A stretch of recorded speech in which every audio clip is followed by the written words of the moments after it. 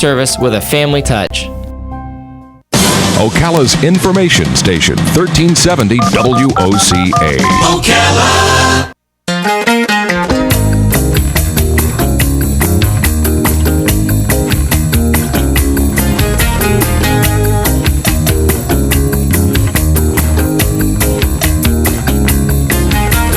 Diamonds in the sunset, now your time has come. All right, 5 minutes after 9 o'clock. Thank you for tuning in. You like road trips? I think I always want to take I don't know. I'm kind of fickle when it comes to road trips lately. One part of me wants to do it, and one part of me says, no, I'll let somebody else drive or take a plane or a train. Train is my newest thing. Randy Denmon is on the phone. He has served us in the U.S. Army. He is a veteran of the Gulf War. He is an engineer. He's a partner in Denmon Engineering in Monroe, Louisiana. He's the recipient of the Western Writers of America Spur Award. He's got lots of books to his name in that genre, although that's not what we're focusing on today. It's a book called Off the Grid, My Ride from Louisiana to the Panama Canal in an Electric Car. Oh, my gosh. Right there. Just there's enough information with the title and the subtitle to have a bunch of questions. Randy Denmon, good morning, sir. Thank you for being on the show, and thank you for your service. Good morning, Larry. Thanks for having me on. And where are you? I am in Monroe, Louisiana right now. You got that Louisiana accent. Is that where you were born? I was born pretty close to here in Ruston. Yeah.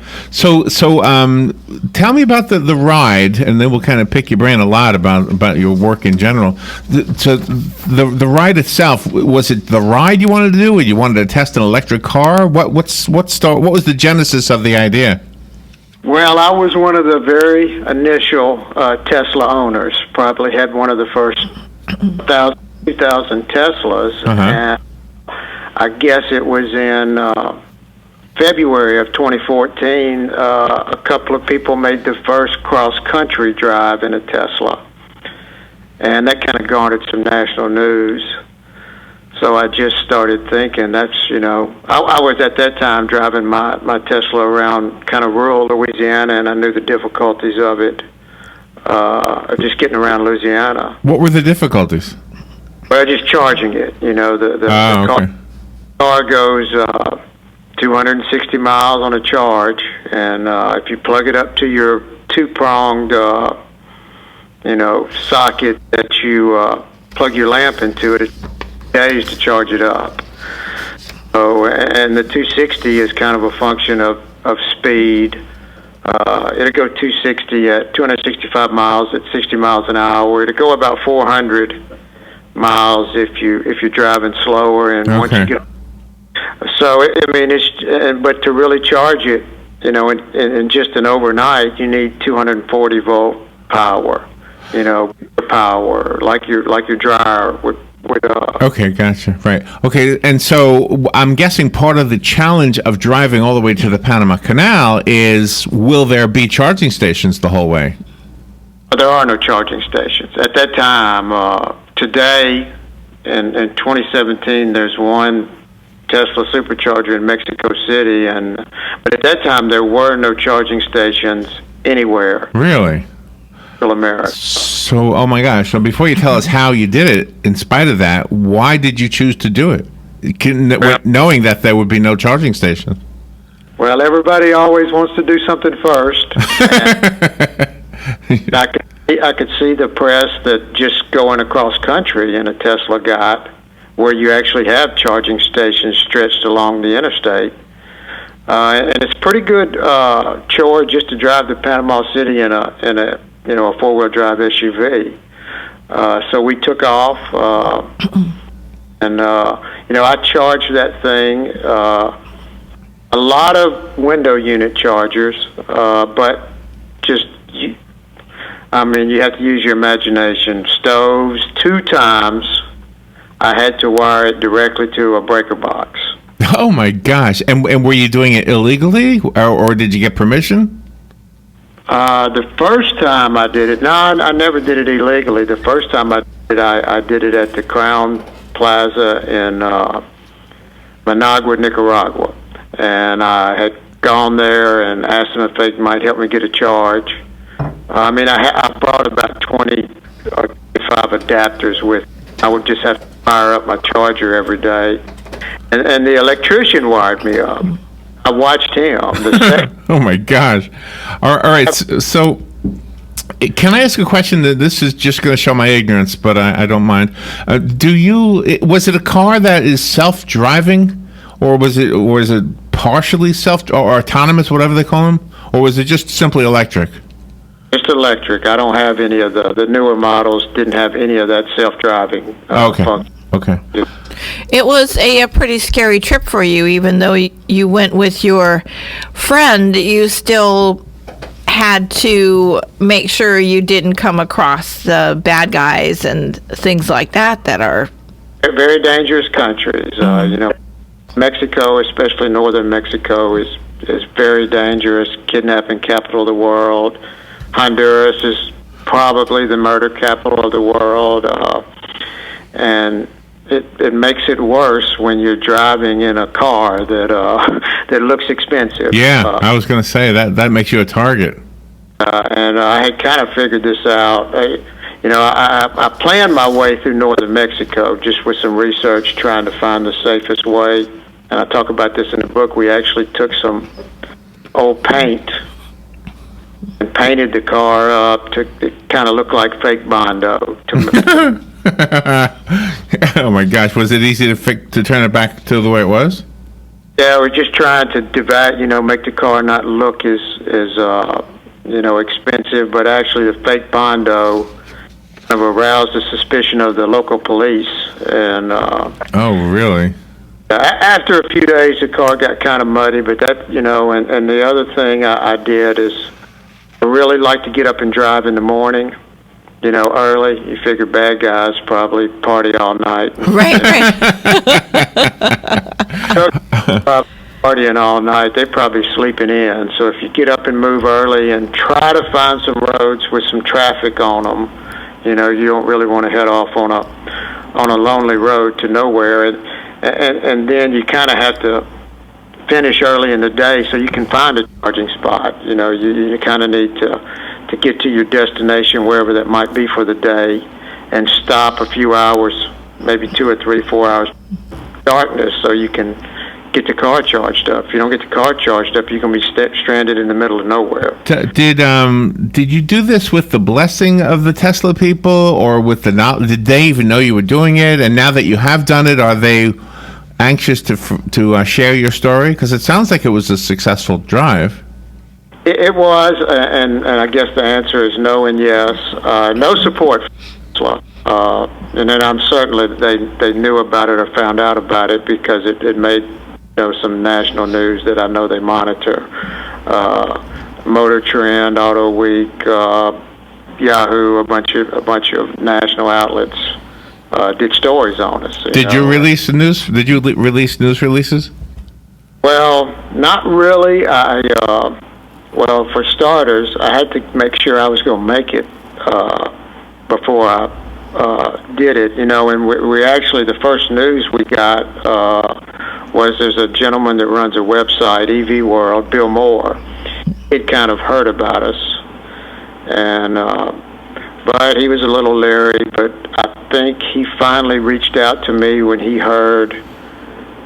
We had a Facebook page when we made it to maybe Guatemala or somewhere. He's like, well, this might be something of interest, and he finally got in touch with me somewhere in one of those Central American countries and did an interview with me. And his article got a whole bunch of views, and then some other media outlets picked it up. Oh, really? It was very difficult to get us during, because there's no cell phone service in between the towns out, in most. Oh, wow. So if this wasn't a Tesla, if this wasn't an electric car, this wouldn't be a story. So I want to ask you a question. If we kind of remove Tesla from the picture just for a second here, as a writer of Western novels, driving in those places, did it give you subject material for a future book? Well, I didn't really look at it that way, although it's very similar to a Wild West, and I've written 2 novels set in Mexico, but it mostly it mostly just kind of provided subject for the book itself. Okay. You had to run the gamut of different terrains, from deserts to volcanoes to rivers. How did the tires and the radiator handle all of that different traveling too? Did you have issues with that? Fortunately, I had no mechanical issues. We don't have a radiator. Electric car is real simple. It doesn't have near as many parts. But the model I have only has about 6 inches of clearance, and I scraped over a lot of potholes and speed bumps, and we went through mountain ranges, deserts, gravel roads, pothole-strewn roads. There's no interstates there for sure, and actually when you're making this trip, every little town you go, there are no bypasses in Central America. You motor down Main Street, goats in the road, horses in the road. Numerous times I got behind traffic, behind a horse and buggy. Traffic. Oh my! Wow, sounds like Pennsylvania. I'm sitting there in this, 21st century engineering marvel, and I'm motored along behind a horse and buggy. Did you and Dean sleep in the car? Because if you would have slept somewhere else, you might have been afraid that somebody might have tried to steal it.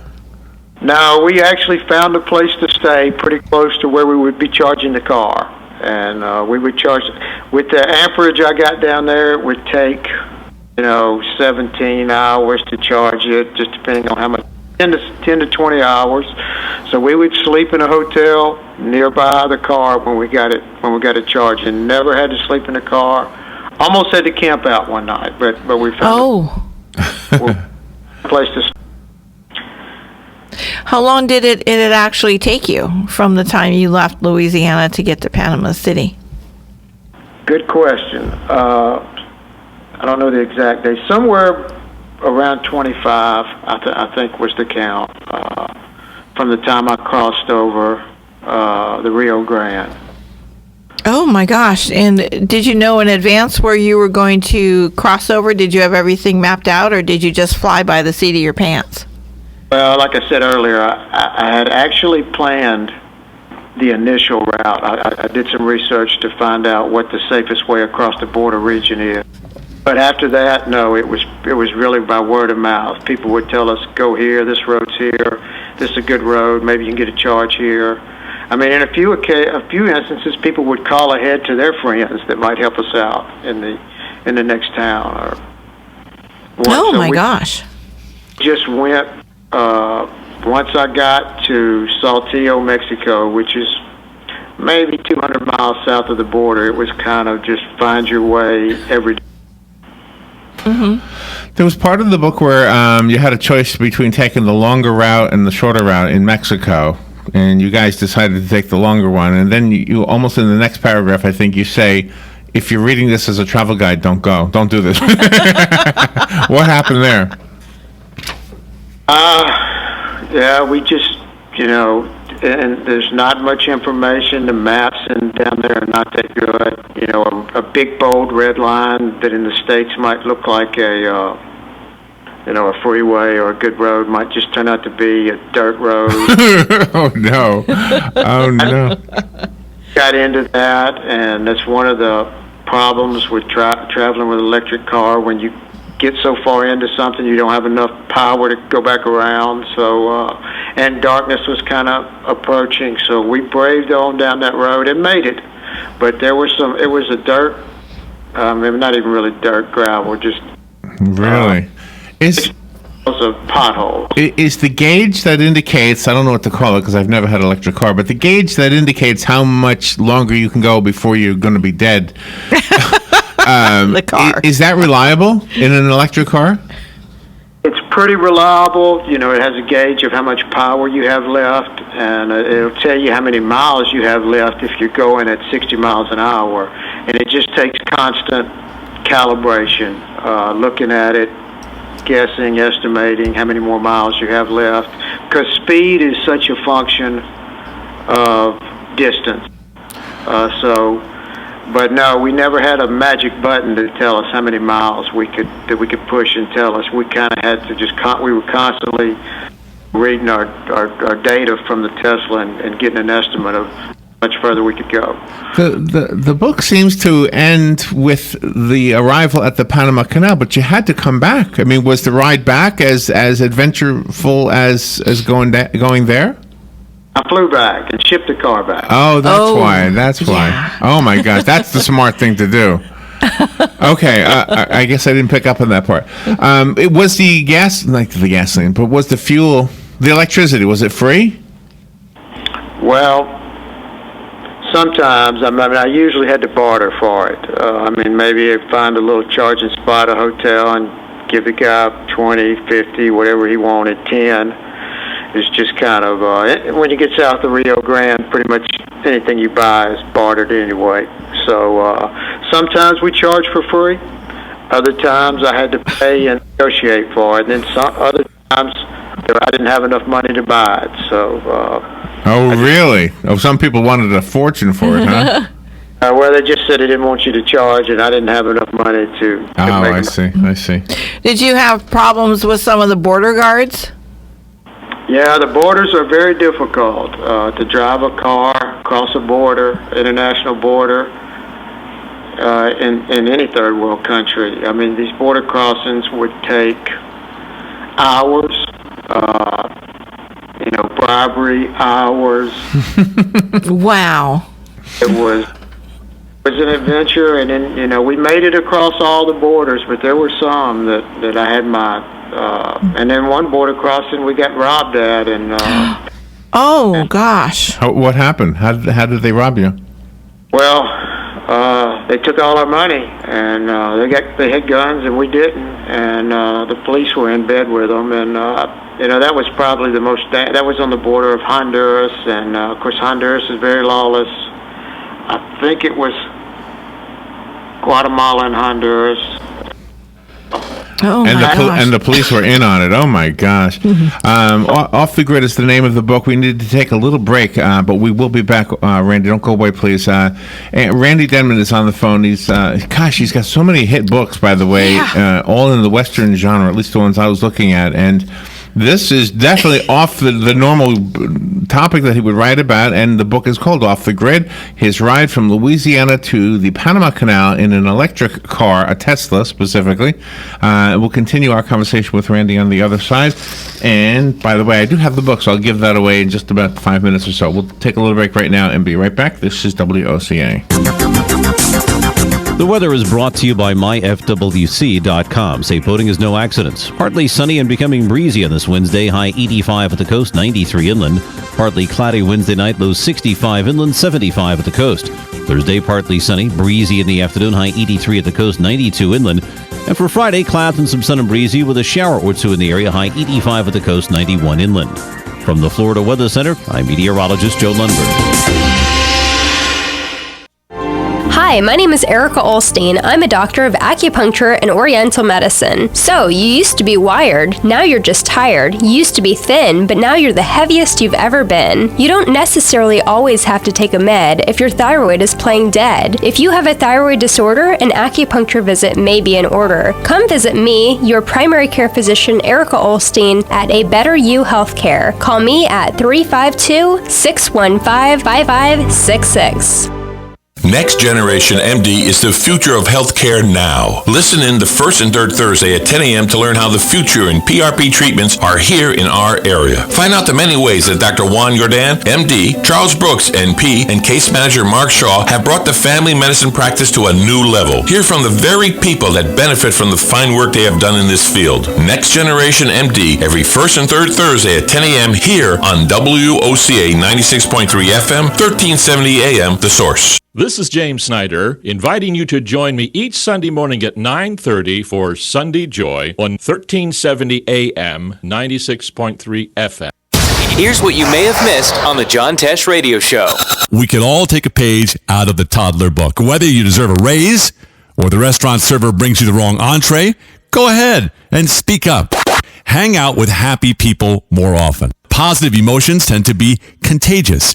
People who took aspirin regularly for at least 6 years ended up being 11% less likely on average to die of cancer. Intelligence for your life on the John Tesh Radio Show. Don't miss this stuff.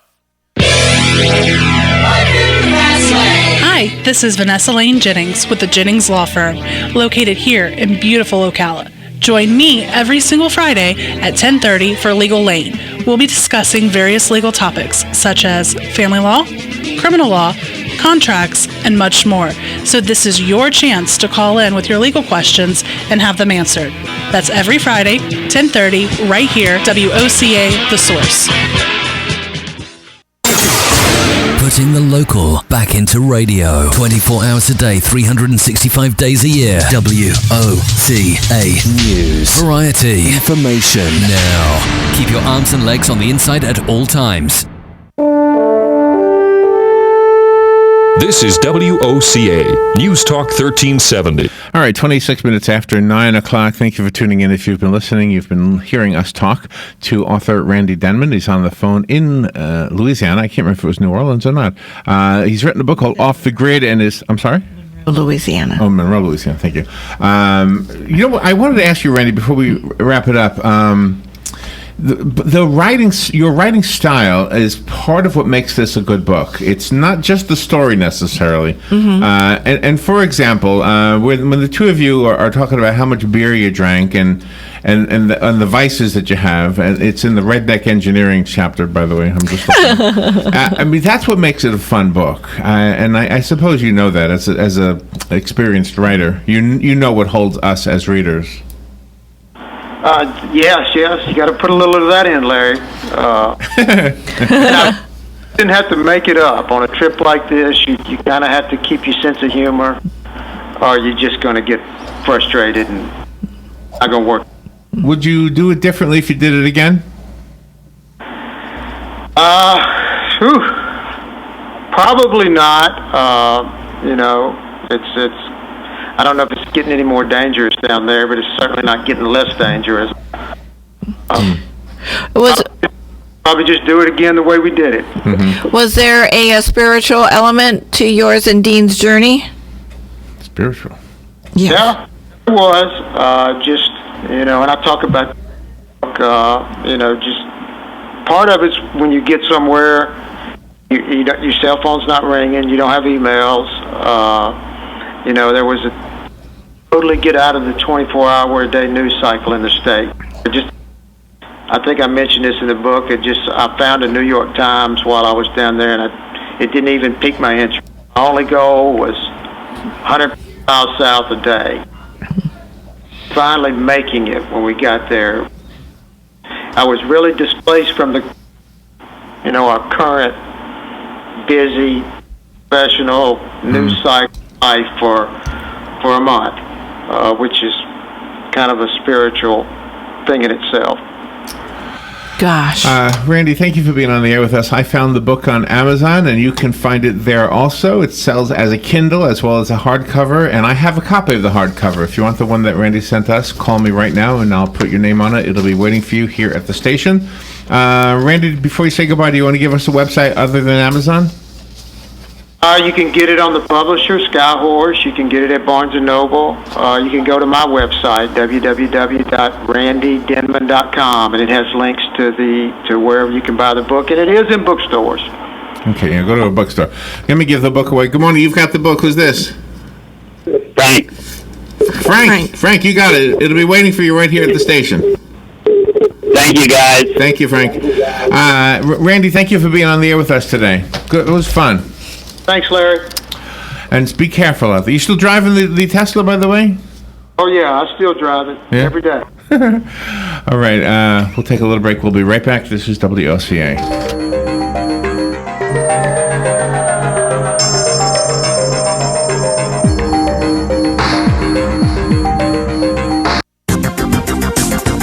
The weather is brought to you by myfwc.com. Safe boating is no accidents. Partly sunny and becoming breezy on this Wednesday. High 85 at the coast, 93 inland. Partly cloudy Wednesday night, low 65 inland, 75 at the coast. Thursday, partly sunny, breezy in the afternoon. High 83 at the coast, 92 inland. And for Friday, clouds and